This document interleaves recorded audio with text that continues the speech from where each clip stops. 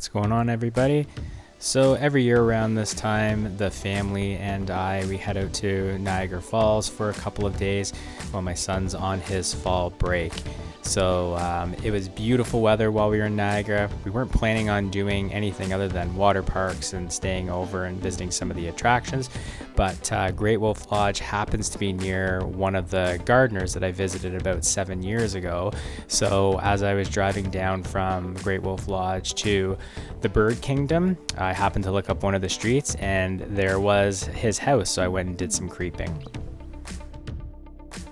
So just prior to finding his house, I noticed this house just kind of in the same area that had a nice sized southern magnolia in the front yard.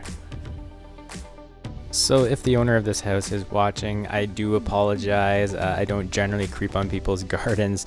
Usually I would set that up beforehand and see if I could actually have a tour. But in this case, like I said, I just happened to be in the neighborhood and stopped by to have a look at his place. Here was about 7 years ago, I want to say, and after a tour of his place, I went to the garden center that he works at and picked up some plants. So as you can see here, he's got these two large southern magnolias. One, I can't remember if they're both Edith Bogue or if they're Bracken's Brown Beauty. He also has some Acuba japonica that you're probably seeing in this video as well. Coming up is the very large needle palm that he's had unprotected for a number of years. I want to say probably 14. I saw it about 7 years ago, and at that point I think it was 7.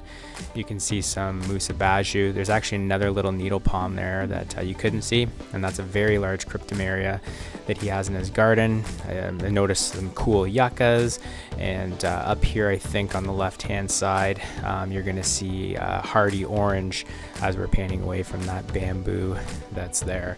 I noticed some Virginianas along the side, and I think that's maybe mimosa that we're looking at on the left-hand side. In his backyard, he has a number of large southern magnolias. Again, I'm not really sure of the variety. He also has a large cryptomeria that you're seeing in the shot too.